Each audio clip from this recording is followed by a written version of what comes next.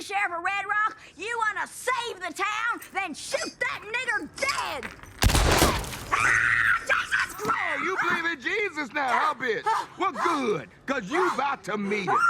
Anybody else want to make a deal? Huh? The deal still stands, Chris. You shoot him dead, take my body, sit out of snow with Daisy and Grace.